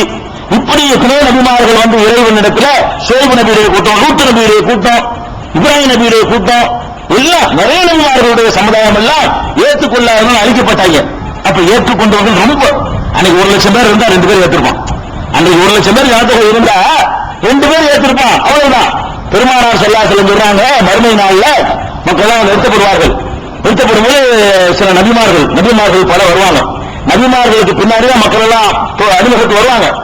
சில நபிமார்களோட லட்சக்கணக்கான பேர் வருவாங்க, சில நபிமார்களோட ஆயிரக்கணக்கான பேர் வருவாங்க, சில நபிமார்களோட நூற்றுக்கணக்கான பேர் வருவாங்க, சில நபிமார்களோட ஒத்தடிக்கத்துல வருவாங்க. 1 2 3 4 5 6 வருவாங்க, 9 கூட வருவாங்க. சில நபிமார்கள் வருவாங்க, அவங்க மட்டுமே வருவாங்க. என்ன அர்த்தம்? ஒருத்தர் வரலன்னு இருக்கும். நபி அல்லாஹ் அனுப்புறா, அவர் எத்தனை வருஷம் கஷ்டப்பட்டு இருக்கிறாரு, ஒரு பொண்டாட்டி கூட வரல. அதுல ஜோடியா வருவாங்க, அல்ல ரசூலுல்லாஹ் சொல்லியிருப்பாங்க. பொண்டாட்டி கூட வரல, பிள்ளை கூட வரல, அண்ணன் கூட வரல, தம்பி கூட வரல, வாப்பா கூட வரல, அம்மா கூட வரல. அப்ப அந்த மாதிரி நபிகள் நபிமார்கள் சில பேர் வருவாங்கன்னு சொன்னா அப்ப அவங்க கூட தானே போவாங்க நரகத்துக்கு. நம்ம அப்படி இல்லையே. ரசூல் ஸல்லல்லாஹு அலைஹி வஸல்லம் வந்தாங்க. இன்னைக்கு உலக ஜனத்தொகையில கால்வாசிக்கு மேல இருக்கிறோம் நம்ம. 25% மேல இஸ்லாத்தை ஏற்றுக்கொள்ளாங்க இன்னைக்கு உலகத்துல. அப்ப 25% மேல இந்த மார்க்கத்தை ஏற்றுக்கொண்டவர்கள் இன்னைக்கு உலகத்தை இருந்து கொண்டிருக்கிறோம். அந்த காலத்துல என்னன்னா 1 லட்சத்துக்கு 1 கூட வரல, 1 லட்சத்துக்கு 1 கூட வரல. அதனால இந்த சொர்க்கத்துக்கு போவதுன்னு முடிவு செய்யப்பட்ட கூட்டத்துல எவ்வளவு இருக்குன்னு கேட்டா, இந்த உம்மத்துல இந்த நம்மள பாதி நிலைக்கிற கூடாது, உங்கள பாதி கிடையாது. இன்னைக்கு 100 கோடி மக்கள் இருந்து 50 கோடி சொர்க்கம் நிலைக்கிற கூடாது. எப்படி வழங்கணும் கேட்டா, எல்லா மக்கள்ல இருந்தும் சேர்த்து சொர்க்கவாசிகள் பிரிச்சு எடுக்கும் பொழுது உங்கள்கிட்ட 10% எடுத்தா கூட மற்றவர்கள்ட்ட இருக்கிறதுக்கு பாதி நெருங்கிறது. அந்த மாதிரியாக நீங்கள் சொர்க்கத்துக்கு போவீங்க. எதுக்கு சொல்றோம்னு கேட்டா, அதிகமான பேர் நரகத்துக்கு எல்லாம் படைச்சிருக்கலாம், நரகவாசிகளாக தான் இருப்பாங்க. இதுல இது ஒரு முக்கியமான தெரிந்து கொள்ள இந்த செய்தி நீங்க பாக்குறதா இருந்தா சஹீஹுல் புகாரியில 4741 3348 ஆகிய ஹதீஸ்களை நீங்க பார்க்கலாம். இது ஒரு முக்கியமா தெரிந்து கொள்ள வேண்டிய விஷயம். அதே நேரத்தில் சொர்க்கத்துக்கு நரகத்திற்கு போறதுல இவ்வளவு அதிகமா இருக்குன்னு நீங்க அதிர்ச்சி அடைய வேண்டியதில்லை. ஏன்னு கேட்டா நரகத்துல வந்து 2 அம்சம் இருக்கிறது. நரகத்துக்கு போறதுல என்ன 2 அம்சம் கேட்டா, பர்மனண்டா போற வேண்டிய ஒரு குரூப், ஒரு குறிப்பிட்ட காலத்துக்கு தண்டனை அனுபவிச்சுட்டு அப்புறமேல சொர்க்கத்துக்கு வர வேண்டிய ஒரு குரூப். அப்படி கணக்கு பண்ணி பார்த்தீங்கன்னா நரகத்துல ரொம்ப குறைந்த எண்ணிக்கை தான் இருக்கும். நரகத்துல வந்து எல்லாம் நம்ம முஸ்லிம்கள் பாதியெல்லாம் போயிடுவாங்கல்ல, முஸ்லீம்கள்ல பாவம் செஞ்சவெல்லாம் செய்வான், நரகத்துக்கு போவான். ஆனா ஈமான் இருக்கும். அந்த பாவத்துக்கு உரிய பனிஷ்மெண்ட் அனுபவிச்சுட்டு திருப்பி எல்லாம் ஒன்னா சொர்க்கத்தில் விட்டுருவாங்க. அதே ரசூல் சொல்றாங்க. அதனால வந்து முழுசா நேரடியாக முதல் கட்டமான சொர்க்கத்துக்கு போற லிஸ்ட்ல வர்றதுனா இது. இவ்வளவுதான் மொத்த சொர்க்க லிஸ்ட் விளைஞ்சிடக்கூடாது. இதுக்கு பிறகு ஒவ்வொரு காலகட்டத்தில் கொஞ்சமா ஒன்னா நல்லா கழிட்டு இருப்பான். அங்கிருந்து ஒன்னா தள்ளி போயிட்டே இருப்பான். சொர்க்கவாசிகள் நரகவாசிகள் எடுத்து சொர்க்கவாசிகளை கொண்டாந்து ஆக்கிட்டு இருப்பான். அந்த மாதிரியான நிரந்தர நரகம் இல்லைங்கிறதையும் நீங்க விளைவிக்கும். நரகத்தில் பல வெரைட்டி இருக்கு. அதே மாதிரி அது சொல்வதாக இருந்தால் பெருமானார் ஸல்லல்லாஹு அலைஹி வஸல்லம் சொல்றாங்க. எப்படி சொல்றாங்கன்னு கேட்டா, மூமின்களை பொறுத்த வரைக்கும் அவர்கள் நிரந்தரமாக நரகத்தில் இருக்க மாட்டார்கள். எந்த அளவுக்கு என்று கேட்டால், யாருடைய உள்ளத்துல கடுகு அளவுக்கு ஈமான் இருக்கிறதோ அல்லாஹ் சொல்லுவானா, நல்ல தண்டனை அனுபவிக்கிறதுக்கு சொல்ல மாட்டாங்க. மன்னிச்சுட்டாங்கன்னா தப்பு செஞ்சவங்க கூட நேரம் போயிடும். ஒருவேளை நம்முடைய பாவங்கள் எல்லாம் மன்னிக்கலான்னு வைங்க, நரகம் தான் நல்லா தீர்ப்பளிச்சலான்னு வைங்க, வச்சுட்டா எவ்வளவு காலத்துக்கு நம்ம அனுபவிக்கணும் அனுபவிச்சு விட்டு அப்புறம் உத்தரவு போடுவான். யாருடைய இதயத்துல ஒரு கோதுமை அளவுக்கு ஈமான் இருக்கிறதோ அவனை வெளியேற்று. இன்னும் கொஞ்ச நாள் சென்று யாருடைய இதயத்துல கடுகளவு ஈமான் இருக்கிறதோ அவனை வெளியேற்று. இப்படின்னு சொல்லி அல்லாஹ் வந்து அந்த சின்ன அளவுக்காக எல்லாம் நம்பிருப்பான்ல, அவனை எல்லாம் வெளியேற்று. அல்லாஹ் நம்பி இருக்கான் பாரு. அமல்கள்ல குறை விட்டு இருந்தாலும் என்னை நம்பிட்ட காரணத்தினால நான் இருக்கிறேன், சுருக்கம் இருக்குது, மர்மம் இருக்குது, நரகம் இருக்கு, நம்பி இருக்கிறான். ஆனா சில ஆசாபாசத்துல தப்பு செஞ்சுட்டானா அனுபவிச்ச பிறகு இப்ப கொண்டு சொர்க்கத்துல போடுன்னு சொல்லி அல்லாஹ் சொல்லுவான் என்று பெருமானார் ஸல்லல்லாஹு அலைஹி வஸல்லம் அவர்கள் சொல்லி காட்டுகிறாங்க. எப்படின்னு கேட்டா, ஒரு பெரிய ஒரு நீண்ட ஹதீஸ், அதுல உங்களுக்கு வரும். அந்த ஹதீஸ் அப்படின்னு சொன்னா உங்களுக்கு வரணும். அல்லாஹ் வந்து அடியார்களுக்கு மத்தியில தீர்ப்பளிச்சவன யாரையெல்லாம் நரகத்தில் இருந்து வெளியேற்ற வேண்டும் என்று அல்லாஹ் விரும்புகிறானோ, நரகவாசிகளை நரகத்துக்கு ஆக்கிடுவான். 1999 நரகத்துக்கு அனுப்பிடுவான். உன்னை கொண்டு சொர்க்கத்தில் முதல்ல போட்டுருவான். போட்ட பிறகு அல்லாஹ் தீர்ப்பளிச்சு முடிஞ்ச உடனே யாரையும் நரகத்திலிருந்து வெளியேற்ற நாடுகிறானோ அது யாரா இருக்கும் கேட்டா, லா இலாஹ இல்லல்லாஹ் என்று உறுதிபட நம்பியவன். யாருன்னு கேட்டா, மிம்மன் கான யஷ்ஹது அல்லா இலாஹ இல்லல்லாஹ், வணக்கத்திற்குரியவன் அல்லாஹ்வை தவிர யாரும் இல்லை என்பதில் உறுதியாக நின்றவன், இணை வைக்காத இருக்கணும். அப்படி இருப்பானையானால் அமரல் மலாயிக்கத்தை யுஹ்ரிஜூஹும், மலக்குகளுக்கு அல்லாஹ் வந்து அவர்களை வெளியேற்றுங்கள் என்று கட்டளையிடுவான். அவர்கள் வந்து அதை வந்து கட்டளையிட்டவன அவர் வெளியேற்றி விடுவார்கள். புரிஞ்சா? அதுல சஜிதாவுடைய அடையாளத்தை வைத்து அவனை அறிந்து கொள்வார்கள். பாருங்க, முதல்ல அது வெளியேற்றப்படுறதுல முதல்ல வர்றதா இருந்தா அந்த சஜிதாவுடைய அடையாளம் இருக்கணும். சஜிதாவுடைய அடையாளம் வந்து நெருப்புல வந்து தனியா தெரியுமா?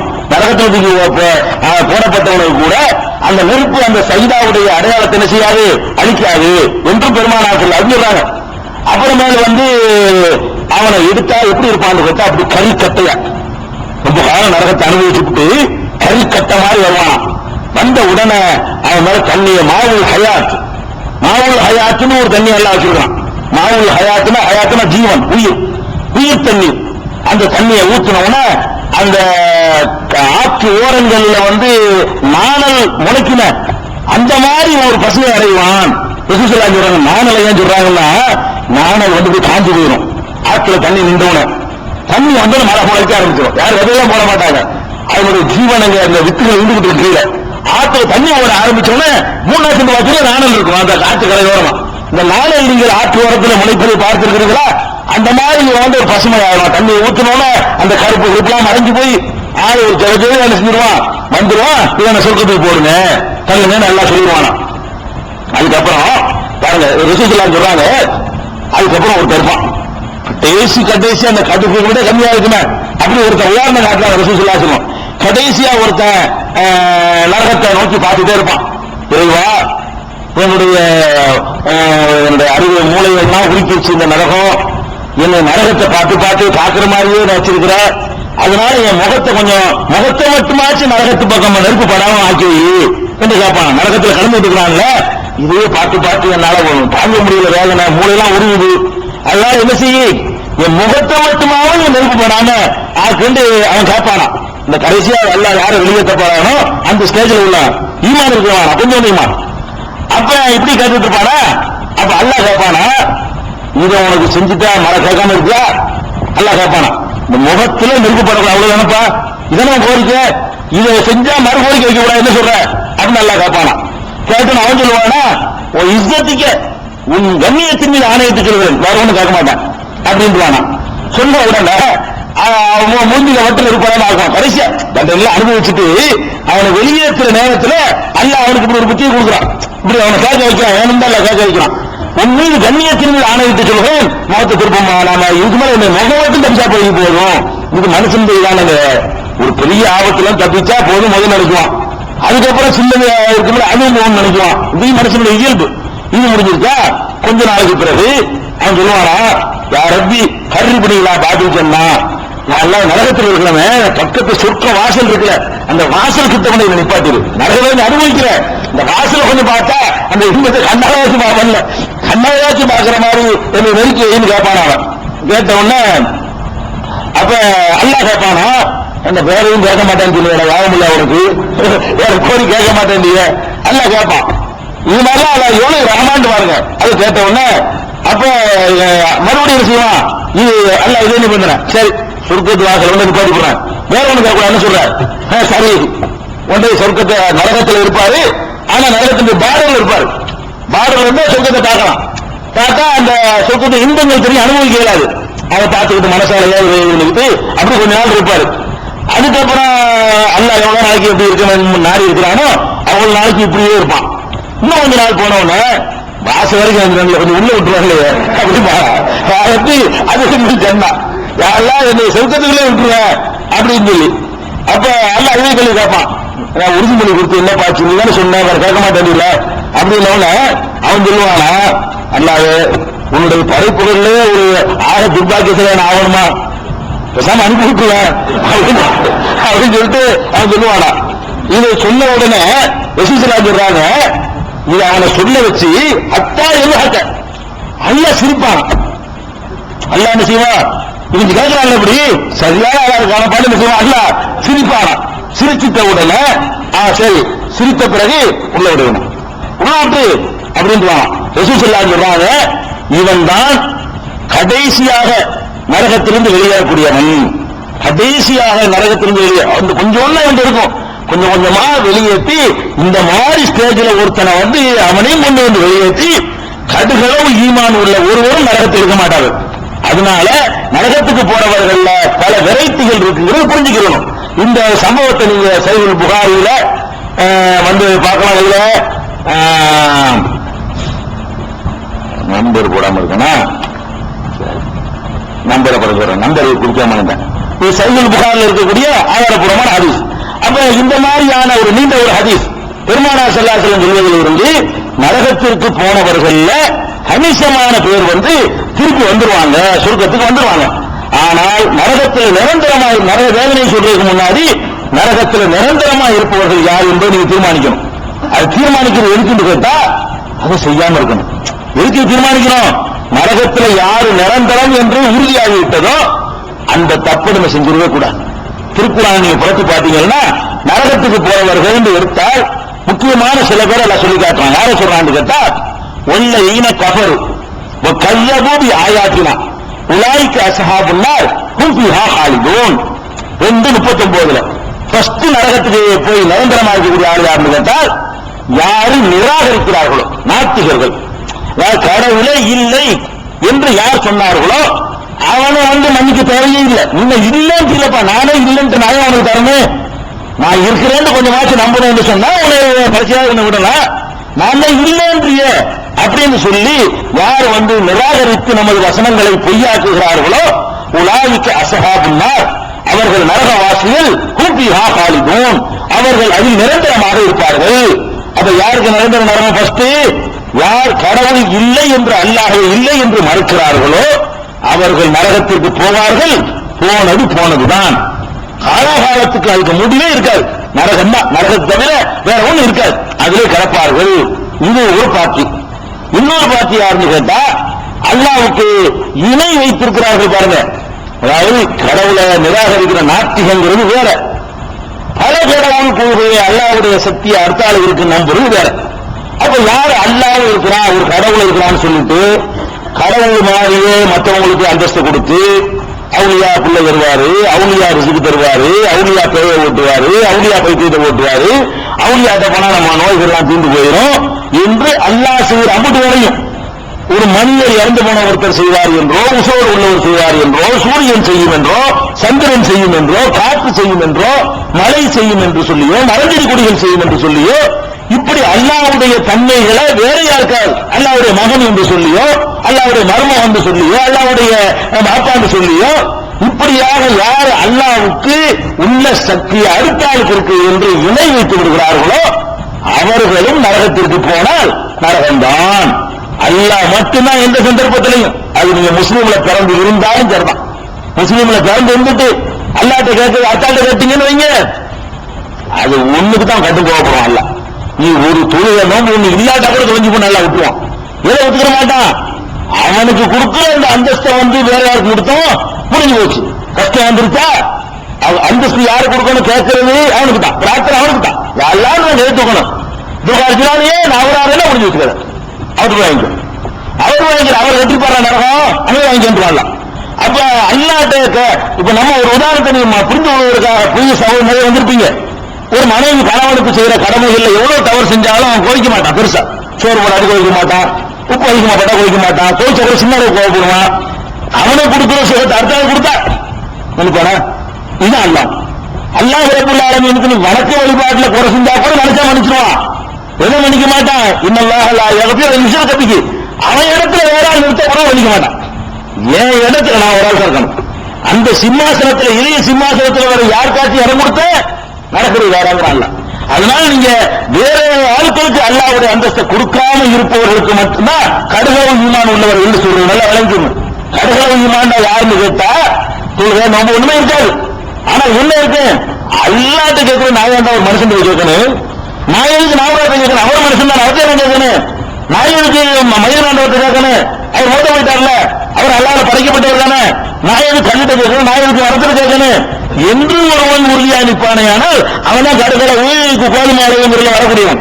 அதனால அல்லாஹ்வுக்கு இணை வைத்து விட்டார்களே ஆனால் ஃபக்கத் ஹர்ரமல்லாஹு அலைஹில் ஜன்னா, சொர்க்கத்தை அவனுக்கு அல்லாஹ் ஹராமாக்கி விட்டான். வமன் யுஷ்ரிக் பில்லாஹி, அல்லாஹ்வுக்கு யார் இணை வைக்கிறானோ சொர்க்கம் அவனுக்கு ஹராம். நாத்திகர்களுக்கு சொர்க்கம் ஹராம், நிரந்தர நரகம். அல்லாஹ்வுக்கு இணை வைத்தவர்களுக்கு நிரந்தர நரகம். மூணாவது நிரந்தர நரகம் யாருக்கு என்று கேட்டால் கொலை அநியாயமாக ஒரு உயிரை கொலை செய்பவர்களுக்கு.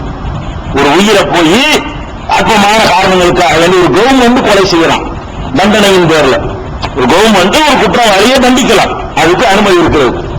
நம்மளை காத்துக் கொள்வதற்காக கொலை செய்யலாம், மார்க்கத்திலையும் செய்யலாம், உலகத்தில் எந்த நாட்டு சட்டப்படியும் செய்யலாம். போய் சும்மா கொள்ள வரலாம், நம்ம கொள்ளாடி நம்மளை கொண்டு இருக்குது, நம்முடைய தற்காப்புக்காக வேண்டி என்ன செய்யலாம். அதே மாதிரி நியாயமான யுத்தங்கள் நடக்கும்போது கொள்ளலாம். நியாயமான காரணங்களுக்காக நடக்கிற போர்க்களங்கள்ல அநியாயத்தின் பக்கம் படையெடுத்து வந்தார்களே ஆனால் அது நியாயம். இது நியாயமான காரணம். மார்க்கத்தில் சொல்லக்கூடிய நியாயமான காரணம் என்பது என்னன்னு கேட்டா, அரசாங்கம் ஒரு குற்றத்திற்காக மரண தண்டனை கொடுக்கும் பொழுது அது நியாயமான காரணம். ஒருவன் தன்னை, தன்னுடைய சொத்தை, தன்னுடைய மனைவி, தன்னுடைய குடும்பத்தை, தன்னுடைய மனைவியின் கற்பை ஒழுக்கத்தை காப்பாற்றுகிற போராட்டத்தில் அடுத்தால கொண்டு விட்டான்னு சொன்னா அது நியாயமான காரணம். அவனுக்கு நரகம் கிடையாது. அவனுக்கு எல்லாம் பாராட்ட சகி அவர் கொல்லப்பட்டான்னா அவன் நரகத்துக்கு போக மாட்டான். அதே மாதிரி ஒரு நாடு ஒரு சமுதாயத்தை நோக்கி அநியாயமா அட்டாக் பண்ண வர்றாங்க, குளிர் பணிஞ்சு போகக்கூடாது, ஏற்று கலங்காமனு அதை செத்தாலும் சகிதான், கொன்றாலும் தப்பு இல்லைதான். அந்த மாதிரியான காரணம் இல்லாமல் நீங்க கொலை செஞ்சீங்க, ஒரு கொலை முடிஞ்சுக்கல, அவ்வளவுதான் நிரந்தர நரகம். அல்லாஹ் சொல்லி காட்டலாம், வமன் யக்துல் மூமினன் முத்தஅம்மிதன் ஃபஜஸாஉஹு ஜஹன்னமு ஹாலிதன் ஃபீஹா. யார் ஒருவன் மூமினான ஒரு மனிதனை வேண்டும் என்று கொலை செய்கிறானோ, வேண்டும் என்று ஒண்ணு போடுறான், இதுக்கு தவறா கொலை செஞ்சுட்டா அந்த தண்டனை வராது. நான் கல்லூரி வருகிறேன் ஒரு நாயை நோக்கி, அப்ப பார்த்து ஒருத்தன் வந்தா மண்டையில போட்டு செத்து போயிட்டான், இது நான் அவனை கொல்லுன்னு கொள்ளல, நான் எரிஞ்சு நாய்க்கு புரி வச்சேன், அவன் குறுக்க வந்து நான் என்ன பண்ணுவேன். அது மாதிரி ஒரு கொக்கு வேட்டையாடுறதுக்காக நான் ஒரு துப்பாக்கி போய் சுட்டேன், அப்ப கூடுதல் அவன் மண்டையை போட்டான், இது வேணும்னு செய்யல, வேணும் இல்ல, அதுதான் வார்த்தையை கவனமா போட்டிருக்கிறா. முத்தாமிதன் வேண்டுமென்று யார் கொலை செய்கிறானோ ஜஸாஉஹு அவனுடைய தண்டனை ஜஹன்னம் நரகமாகும். காலிதன் ஃபீஹா அதில் நிரந்தரமாக இருப்பான். வர முடியாது. கொலை செஞ்சவனுக்கு இந்த கடைசியால வெளியேற்றுவான. அதனால இந்த கொலை விஷயத்துல ரொம்ப கவனமா இருக்கணும். உயிரை என்ன கோபமோ எவ்வளவு ஆத்திரமூட்ட நிகழ்ச்சி வந்தாலும் சரி, மார்க்கம் அனுமதிக்கிற நியாயமான காரணங்கள் இல்லாமல் யாரையும் கொள்வதற்கு நம்ம நினைச்சிடக்கூடாது. கொலை செஞ்சுட்டா நிரந்தர நரகம். இந்த கொலை செய்யறதுல தன்னை கொள்வது நடக்கும். கொலை செய்யறதுனா அடுத்தால கொள்றது தடங்காது. தற்கொலை செய்யறான அவனுக்காலாம் என்ன கேட்டா அவன் தன்னத்தை கொள்றான். நர்சு மூமினான நர்சு மூமினான நர்சு கொன்றானே, ஆனால் அவனுக்கும் நிரந்தர நரகம் தான். ஏன் எப்படி சொல்றோம் கேட்டா, பெருமானார் ஸல்லல்லாஹு அலைஹி வஸல்லம் அவர்கள் ஒரு தற்கொலை செய்தவருக்கு சஹாபிக்க பொறுமை நடத்த மாட்டேன்ட்டாங்க. ஏன் மன்னிக்க மாட்டான்னு கன்ஃபார்மா தெரியும். எப்படி அவனுக்கு பாவமன்னிப்பு தருவது? தொழுகை ஜனாசா தொழுகை என்பது பாவமன்னிப்பு தரக்கூடியது. எது அல்ல மன்னிக்க மாட்டான் அவனுக்கு மன்னிப்பு கேட்க முடியாத. முஸ்லிமுக்கு மன்னிப்பு கேட்க முடியுமா? காபிருக்கு பாவமன்னிப்பு கேட்க முடியுமா? அவனுக்கு ஹிதாயத்து கொடுக்க என்ன கேட்கலாம்? பாவமன்னிப்பு கேட்க முடியாது. அந்த மாதிரியான ஒரு அடிப்படையில அதை ரசூல் ஸல்லல்லாஹு அலைஹி வஸல்லம் மறுத்துட்டாங்க. இன்னும் சொல்ல போனா சஹீஹுல் புகாரியில எவன் ஒருவன் தன்னைத்தானே கொலை செய்து கொள்கிறானோ அவன் நரகத்தில் காலிதன் முஹல்லதன் ஃபீஹா அபதா அல்லாஹ்வுக்கு காலிதுங்கிறான். ரசூல் ஸல்லல்லாஹு அலைஹி வஸல்லம் இன்னொரு கடுமையான வார்த்தை யூஸ் பண்ணி சேர்த்துறாங்க. நிரந்தரமாக இருப்பான். காலிதன் முஹல்லதன் அந்த நிரந்தரம் உறுதி செய்யப்பட்டதாக இருக்கும். அபதன் என்றென்றும் இருப்பான். யார் தன்னை கொலை செய்கிறான், தன்னை கொலை செய்து தற்கொலை செய்தவனும் சரி, அடுத்தவனை கொலை செய்தவனும் சரி, அநியாயமாக நியாயம் இல்லாமல் இவர்கள் எல்லாம் நரகத்திற்கு போனால் போனதுதான்.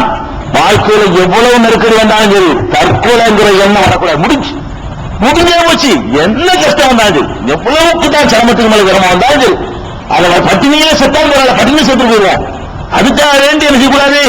தற்கொலை பண்ணிக்கிறோமே இது போச்சு அது போச்சு, எது போனாலும் தற்கொலை பண்ண முடியாது. மனம் போயிட்டாலும் சரி தற்கொலை பண்றதுக்கு மார்க்கத்துல அனுமதி கிடையாது. இந்த ஆம்பளைக்கு எந்த பொம்பளைக்கும் அனுமதி கிடையாது. மானம் போனாலும் சரி, கௌரவம் போனாலும் சரி, நஷ்டமானாலும் சரி, கவலைக்கு மேல கவலையா வந்தாலும் சரி, நோய் முட்டினாலும் சரி, தற்கொலை மட்டும் போனீங்க நிரந்தரமான நரகம். நரகத்துக்கு போனா அதுக்கு முஸ்லீமா இல்லாம இருந்து போயிடும். ஜாலி எல்லாத்தையும் அனுபவிச்சுட்டு அவங்க மாதிரி போயிடும். எல்லாத்தையும் போட்டு அனுபவிச்சுட்டு நரகத்துக்கு ஒரு நிரந்தர கொல்லிக்கட்டையா போயிடலாம். அவனுக்கு பயன் இல்லாம போயிடும். இது ரொம்ப கவனமா இருக்க வேண்டும். கேரளா பகுதியில் முஸ்லீம்களுக்கு அறியாமையில தற்கொலையில பாதிக்கு பாதி நம்ம ஆளுதான் மார்க்க வழங்கல. தற்கொலைங்கிற அவ்வளவு பெரிய பாவம் வழங்கல. முஸ்லீம் ஸ்டெடி அனுப்பான். இப்போது ஒரு கட்டத்திலையும் தன்னை அழித்துக் கொள்வதற்கு நினைச்ச மாட்டான். அவன் நினைத்து கூட பார்க்க மாட்டான். இது ஒரு நிரந்தரமான நரகம். அதே மாதிரி நிரந்தர நரகம் யாருக்குன்னு கேட்டா, முஸ்லீம்ல இருந்து கொண்டு வட்டி வாங்குறான் பாருங்க. இது பாருங்க, நீங்க என்னமோ பெரிய சாதாரணமா நினைச்சுட்டு இருக்கீங்க. வட்டியை பத்தி அல்லாஹ் சொல்லி காட்டுகிறான். முதல்ல ஒருத்தன் வட்டி வாங்குற அறியாமையினால, இப்போ நீங்க வட்டி வாங்குறவர்களா இருக்கலாம். இவருடைய கடுமை தெரியாமல் அவங்களுக்கு நிரந்தர நரகம் இல்லை. வாங்கிட்டீங்களா? இன்னைக்கு தான் சட்டம் தெரியுதா? யாரெல்லாம் இன்னைக்கு திருந்துறேன் என்று சொல்லிவிட்டு உங்களுக்கு தர வேண்டிய ஆட்களுக்கெல்லாம் அசல் தந்தா போதும் அறிவிச்சுட்டு இருந்து ஆனால் வாங்கினவங்க கூட வச்சுக்க, உனக்கு நிரந்தர நரகம் இல்லை. நல்லா அப்படி சொல்லி காட்டுறான். அப்படி சொல்றான்னு கேட்டா, அல்லதீன யஅக்குலூன ரிபா லா யகூமுன இல்லா கமா யகூமுல் லதீ யதகப்பத்துஹு ஷைத்தானு மினல் மஸ். யார் ஒருத்தன் வட்டியை சாப்பிடுகிறானோ மறுமை நாளையில பைத்தியம் பிடித்தவனை போலவே எழுவான். மறுமை நாளில் எழுப்பும் போது கிறுக்கனா எழுப்பப்படுறவன் யாருன்னு வட்டி வாங்கணும். எழுப்பும் போதே தெரியும். மறுமையில எழுப்பும் பொழுது மெண்டல் ஆள்ல எழுப்பி காட்டுவான். அவன் பார்த்தவனே இவன் கிறுக்க வட்டி வாங்கணும் தெரிஞ்சு கிறுக்கனால எழுப்புறான் பாருங்க. மற்ற எல்லாரையும் வேற வேறவா அனுப்பிட்டு இவனை கிறுக்கனாக எல்லாம் எழுப்புவானா. எதுக்காக வேண்டிய எல்லாம் அப்படி எழுப்புகிறான். வேலைக்கு அன்னகம் காலும் இன்னமல் பை ஒன்று சொல்லுதா யாரும் வட்டி ஒன்றுதான் என்று இவங்க சொன்னாங்க. அதனாலதான் வியாபாரம் பண்றது வட்டி வாங்கினா என்ன, வியாபாரத்துக்கு வட்டிக்கு வித்தியாசம் இருக்கிறது, பெரிய வித்தியாசம் இருக்கிறது. ஆனால் என்ன செய்யறான்? என்ன போய் வியாபாரம் 10 ரூபாய்க்கு வாங்கி 5 ரூபாய்க்கு விற்கிறியா? 10 ரூபாய் கொடுத்து 5 ரூபாய் வாங்குறான். ரெண்டு ஒண்ணுதானமா கேட்டா பெரிய லாஜிக் பேசணும் நினைச்சுக்கிட்டு 10 ரூபாய்க்கு வாங்குறேன், 15 ரூபாய்க்கு கொடுக்குறேன், 5 ரூபாய் கிடைக்கல, 10 ரூபாய் கொடுத்துட்டு 15 ரூபாய் வாங்குறேன். ரெண்டு ஒண்ணு தானே, என்ன இருக்குது கொடுக்குறது அப்படின்னு சொல்றான். ரெண்டு ஒண்ணு கிடையாது. ஏன் ரெண்டு ஒண்ணு கிடையாது? அது வழங்கி சொல்லலாம். ரெண்டு ஒண்ணே கிடையாது. எப்படி கிடையாது? ஒரு வியாபாரம் என்று சொல்லுவதில் அதோட முடிஞ்சு போயிடும் உறவு. விற்கிறவனுக்கு வாங்குறவனுக்கு உள்ள உறவு முடிஞ்சு போயிடும். இதை கொடுத்துட்டேன்னா இது அவனுடைய பொருள், இது என்னுடைய ரூபா, தொடர்பு அறுந்து போச்சு. வட்டி எப்படியா? இன்னைக்கு 10 ரூபா கொடுத்ததுக்காக வேண்டி அடுத்த மாசம் பிப்ரவரியில 1 ரூபாய் வட்டி வாங்கிடுவோம். மார்ச்ல அதே 1 ரூபாய் வட்டி வாங்குவோம். ஏப்ரல்ல இந்த கட்சியை விட்டுவிட்டு போன மாசம் ஒரு கட்சி போகணும் இல்ல, இன்னும் 5 ரூபாய் தாங்க. நம்ம ஒரு ஆளுக்கு 10 ரூபாய் கட்சியை விட்டுவிட்டு இன்னைக்கு ஒரு 5 ரூபாய் சம்பாதிச்சுக்கிட்டோம். அடுத்த மாசம் போக வேண்டியது போன மாசம் கட்சி போகணும் இல்ல 100 லட்சம் ரூபாய் லாபம் தாங்க. அதுக்கு அடுத்த மாசம் போக வேண்டியது அந்த கட்சி போகணும் தந்தாங்க ஜனவரியில அதுக்கு லாபம் தான் பரவானா. நீங்க வட்டியை வியாபாரம் ஒரு ஒன்னாவும் எப்படி ஒன்னாவும்.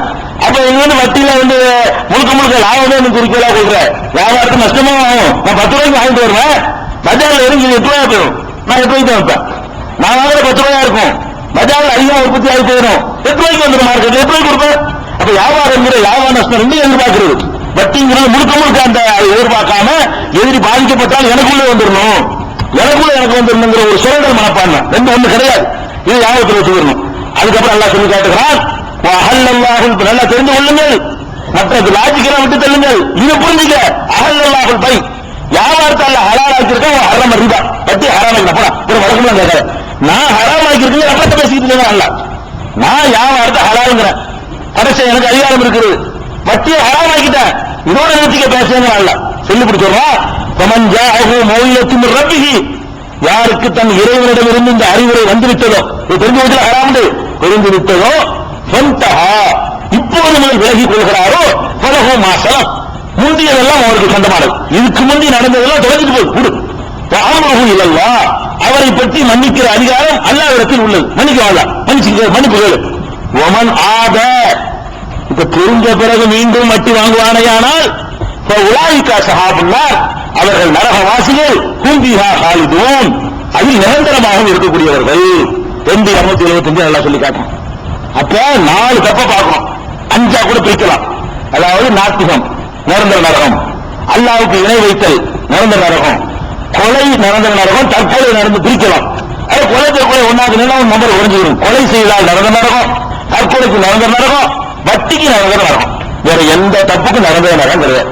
நீ தவிர என்ன பாவம் செஞ்சாலும் சரி அல்லாஹ் மன்னிச்சா முதல்ல சொர்க்கத்துக்கு போயிடுவேன், மன்னிக்கலன்னா தண்டனை அனுபவிச்சுட்டு சொர்க்கத்துக்கு போ.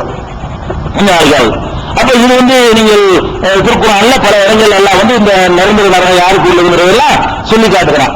அப்ப நிரந்தர நரகத்துக்கு உரிய பாவங்கள்ல இருந்து நம்ம தவிச்சுக்கணும். அதே நேரத்தில் நரகத்தினுடைய இந்த தண்டனைகளை தெரிவதற்கு முன்னாடி நீங்க எதிரெல்லாம் தண்டனை நரகம் கிடைக்கும் நீங்க நினைச்சுட்டு இருக்கீங்க. பெரிய ஒரு பயங்கரமான வேலைகளுக்கு தான் நரகம் கிடைக்கும், சின்ன விஷயத்தெல்லாம் கிடைக்காது, அப்படிலாம் கிடையாது. எல்லாம் மட்டும் மன்னிக்கலான்னு வைங்க.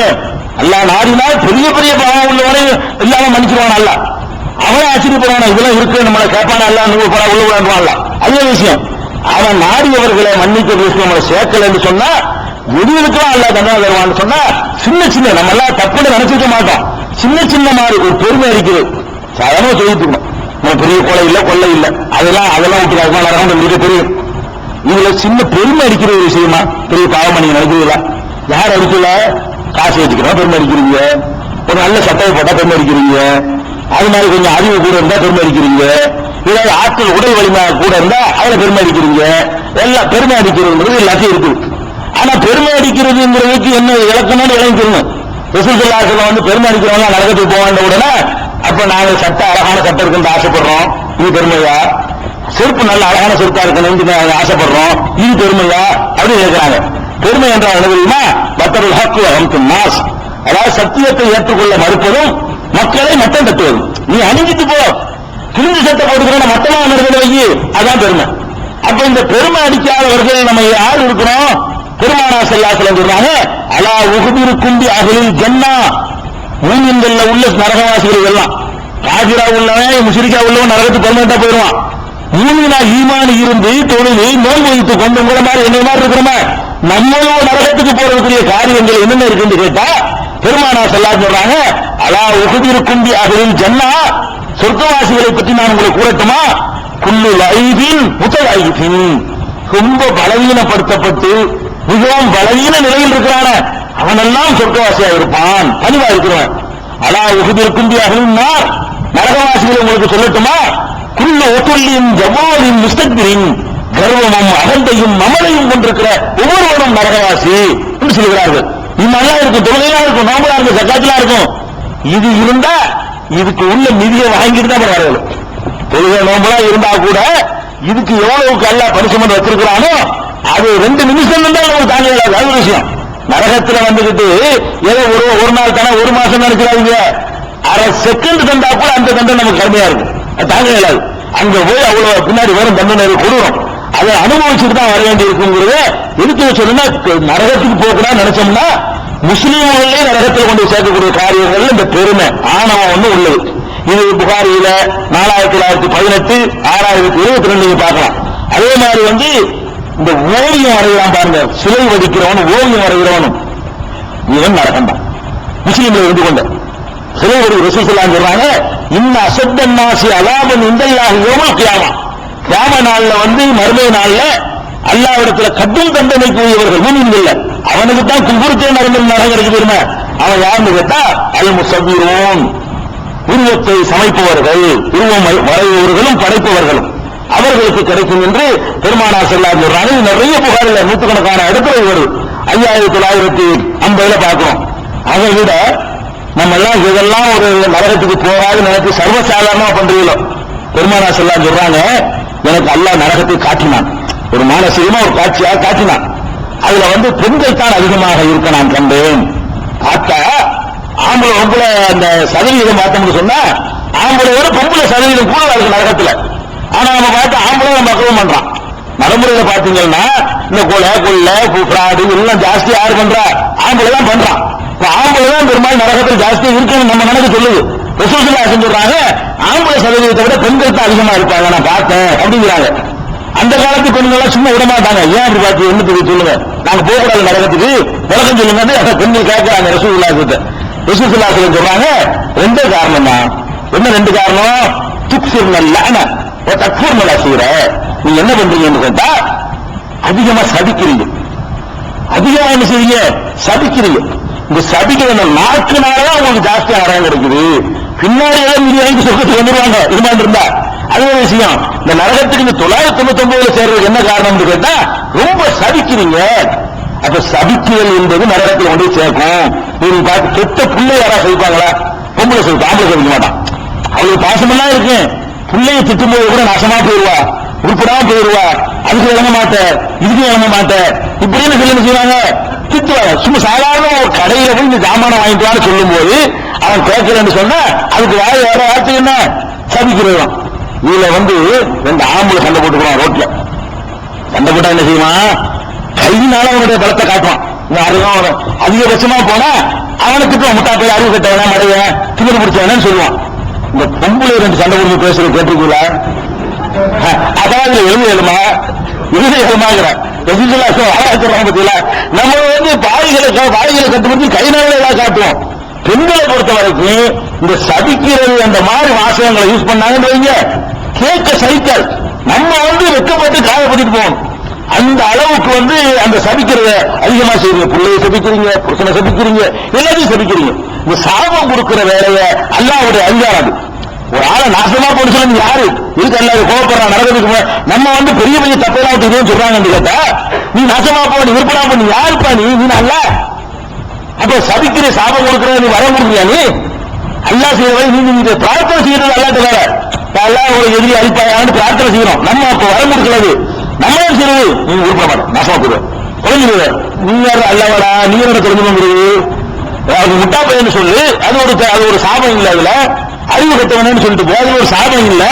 பொண்ணு கூட சொல்லு, அதுல சாபம் கிடையாது. நீங்க இருங்க சொல்ற அல்லாஹ் செய்யற. நீங்க என்ன சொல்றது? உருப்படாம போயிடுவாங்க. நீங்க உருப்படாம போறாதே உங்க கையில இருக்கா? இது பொம்பளை சர்வசாதாரணம். எங்க ஊர்ல எல்லாம் திட்டா இருந்தா ரொம்ப கேவலமா திட்டுவாங்க. எங்க ஊர்ல எல்லாம் கஞ்சா கடைக்கு ஆக மாட்டேன், கல்லு கடைக்கு ஆக மாட்டேன். பெத்த பிள்ளைய திட்டும் போது கஞ்சா கடைக்கு ஆக மாட்டேன், கல்லு கடைக்கு ஆக மாட்டேன் எல்லாம் செய்வாங்க, திட்டுவாங்க. அப்ப இந்த திட்டுறது நாக்க தாய்மார்கள் கேட்டுக்கொண்டிருந்தீர்களானால் நரகத்திற்கு போறதுல இந்த நாக்குக்கு முக்கியமான இடம் இருக்குது. சபிக்கிறது இருக்குல்ல, சபிக்க மனையை திட்டுங்க. பிள்ளைய திட்டினா கூட மனையை விட்டாலும் திட்டிட்டு போங்க. எப்படி திட்டுறாங்க? நாசமா போ, உருப்படாம போ, வழங்காம போ. பெத்த மகளை திட்டுவோம் தாலி இருப்பான். தாலி எடுத்தா நீங்க ஏத்துக்கிறீங்க? தாலி ஏற்பான்னு என்ன அர்த்தம்? தாலி இஸ்லாத்துல கிடையாது. அது என்ன மீனிங் நீ சொல்ற? அதுல ஒரு கல்யாணம் ஆகி புருஷன் செத்து போய் வேலை வெட்டிய வீட்டுல உட்கார்ந்து அர்த்தம். நீங்க கூட சொல்றீங்களா இல்லையா? ஒரு தாய் மகளை பார்த்து தாலி இருப்பாங்க. நீங்க என்னது மகன் அம்மா பார்த்து தாலி இருப்பாங்க. பொம்பளையா பிறந்துட்டாலையே அது போய் தாலி இருப்பாங்க. இப்படி சாதாரணம். அப்ப என்னத்தான் சொல்றதுங்கிற விவசாயத்துக்கு போய் அதிகமாக சபிக்கிறீர்கள். இரண்டாவது தக்ஃபுருல் அஸீர, கணவனுக்கு நன்றி மறக்கிறீர்கள். கணவன் உங்களை முஸ்லிம் சமுதாயத்தை பொறுத்த வரைக்கும் உழைக்காம கஷ்டப்படாம களை எடுக்க விடாம நாட்டு பிடிக்க விடாம அவர்களை போட்டுட்டு இந்த வேலைக்கு போய் நல்ல நினைச்சிட்டு இருக்காங்க. அவளுக்கு 2 சும்மா வேலைக்கு போற ஆளுக்கு சுதந்திரம்லாம் கிடைக்கல. அவள் இங்கேயும் அவதான் பால் கொடுக்க வேண்டியிருக்கு பிள்ளைக்கு, அதுக்காக வேலைக்கு போறாங்க புருஷனை கொடுக்க போறான். அம்புட்டு வேலை இங்கேயும் பார்த்துட்டு அங்கே இன்னொரு இடத்துல வேலை பண்ண வேண்டியிருக்குது. அதனால கஷ்டம் அதெல்லாம் இல்லாம அழகா செய்யும் போது என்ன செய்யறாங்க, குறை சொல்லி போடுறாங்க. என்ன வாழ்க்கை பத்தி என்ன 1000 ரூபாய் வாங்கிட்டு போய் ஒரே ஒரு நாள் ஏதாவது வாங்கி கொடுக்கலன்னு வைங்க, உன்னால என்ன சுகத்தை கண்ட, இப்படி நன்றி கெட்டத்தனமாக பேசுவது, யோகம் செய்வது. எல்லாம் அவனுடைய பணம், அவன் தான் வீடு வாங்கி தந்திருக்கிறான், அவன் தான் நகரத்து வாங்கி தந்திருக்கிறான், அவனுக்கு எடுக்கிறதை விட கூடுதலாக நமக்கு எடுத்து தர்றான், அவன் தனக்குன்னு ஒரு 30 முறை வாசியாகி கட்டிக்கிறான். நமக்கு என்னன்னு கேட்டா இதுக்கு ஒரு 10,000 ரூபாய், இதுக்கு ஒரு 10,000 ரூபாய், இன்னுக்குள்ள ஒரு 25,000 ரூபாய், இப்படி கொண்டாந்து அழியலாக நான் கூட்டுறாங்க. இப்படி நினைக்கிறமா இல்லையா? அது பார்க்க முடியல பெண்கள்கிட்ட ரசூல் ஸல்லல்லாஹு அலைஹி வஸல்லம் மனைவியத்தை பார்க்க முடியல, கண்டுக்கிட்டாங்க. தர பத்தலன்னு தாங்கடா அல்லாஹ் வந்துட்டே பண்ண சொல்லிட்டான். உனக்கு துனியாவை வந்து என்னை விட்டு போய் இப்பட்டுக்கே பண்ணி அனுப்பி விட்டுறேன்னு சொல்லுகிறான். யானிசா நபியின் கூப்பிட்டு ஆலையின மத்திய கொண்ட ஒரு சர்ரையை கொண்ட சராகம் ஜமீலா வேணுங்கிற ஏற்பாடு பண்ணி அனுப்பி விட்டுறேன் அப்படின்னு கேட்கறதும் தொந்தரவு பண்ணாங்க. அப்ப பெண்கள் இதுல கவனமா இல்லாட்டி வரலாம். நன்றி இருக்கணும். குறிப்பா கணவன் விஷயத்தில் என்ன செய்யணும், நன்றி மறந்தார்களே ஆனால் அவர்களுக்கு நரகம் என்று சின்ன சின்ன விஷயங்கள், இது மாதிரியான காரியங்கள் தொடர்ச்சி இன்ஷா அல்லாஹ் நாளைக்கு பார்ப்போம்.